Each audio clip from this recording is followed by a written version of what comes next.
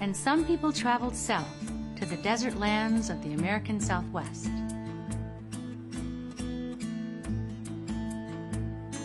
Today we call these people the Native Americans of the Southwest. These people formed groups or nations like the Hopi, Zuni, Apache, and Navajo. These people were some of the first Americans, the Native Americans of the Southwest. Much of the Southwest is desert. The land is uneven with plunging canyons, sharp cliffs, and hills with flat tops called mesas. The Southwest is hot and dry. The sun shines almost every day, and there are not many trees to provide shade. Rain almost never falls, and there are very few rivers and streams, so water is sparse. However, despite the rigorous environment, many Native American people made their homes in the Southwest for thousands of years. At first, the Native Americans of the Southwest found shelter in caves. Then, some people began to form bricks out of clay mixed with grass.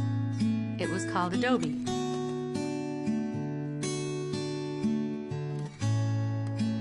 They used these bricks to build houses called pueblos. Pueblos were constructed on the sides of mesas. Pueblos were built with the help of everyone in the village. Men would build the structures, and women would put on the adobe. Small windows and doors kept pueblos dark on the inside. Living in one felt like living in a cave. Inside it was cool during the day and warm at night. To get in and out of the adobe houses, ladders were used. Ladders were made of wood. The ladders were pulled inside when they weren't being used, and this kept unwelcome visitors out of their homes. Pueblos were like modern-day apartment buildings. They could be built to stand up to 7 stories high, and inside they were divided into many different rooms. Hundreds of people could live in one pueblo. Each family had at least 2 rooms to themselves. As the family grew, more rooms were built on top. Pueblos also had common rooms, which were shared by everyone who lived there. At the bottom of every pueblo was a special round room called a kiva. Kivas were used for special ceremonies. Paintings of spirits decorated the walls. Men gathered to ask their spirits for a good harvest, to bring rain, and to keep them healthy. Only men were allowed inside kivas and were able to perform spiritual ceremonies. In the land of the Navajo, the people built a different type of home. It's called a hogan. There are 2 types of hogans, the male and the female hogan. The male hogan has 2 legs and is pointed at the top and is made of mud and sand. It is used for many ceremonies. The doorway always faces east to meet the rising sun. This way, the hogan and the family that lives inside can greet the sun the first thing in the morning. The female hogan is shaped differently. It is a round dwelling with a domed roof. The dome is covered with dirt and tree bark, while the outside walls are filled with tree mark and clay mortar. Inside, wooden poles about 5 feet tall line the walls, and above them is a framework for the ceiling, which consists of poles laid on each other in a circular fashion. The hogan, because of its thick earthen walls, is cool during the heat of the summer and warm during the winter months. Southwest Native American people were quiet and peaceful. There was little fighting. Men and women worked equally hard to support their families. Men provided the food by planting squash, beans, and corn. Women helped in the field. Men also hunted for wild turkeys or rabbits. Women were in charge of the homes. They prepared the food and cooked meals. Corn was eaten at every meal, but in different ways. Native Americans knew over 50 different ways to cook corn. The most popular way was to grind the corn until it was very fine, like flour.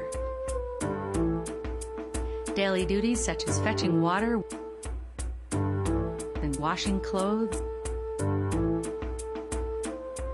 Women also weaved baskets, made pottery, and created jewelry.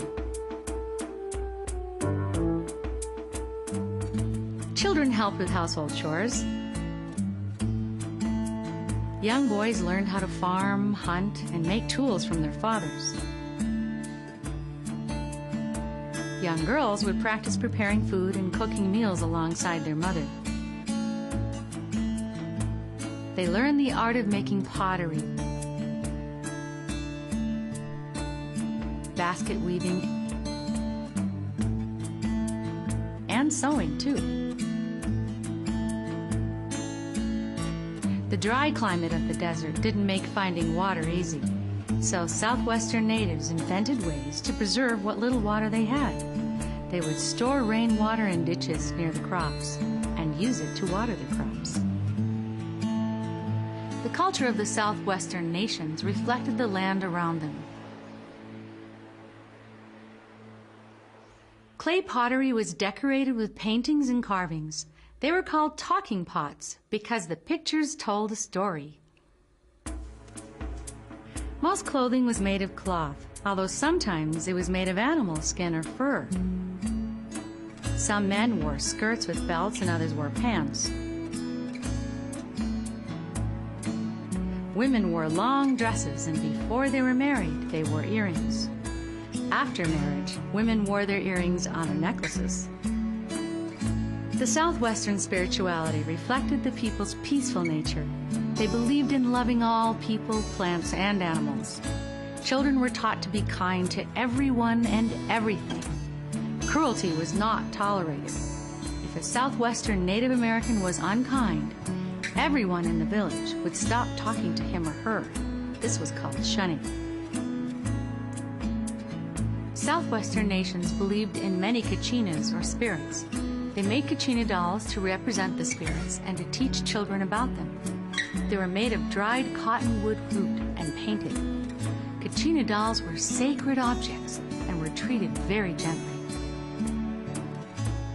Southwestern Native nations like the Hopi, Zuni, Apache, and Navajo lived in the deserts of North America for thousands of years.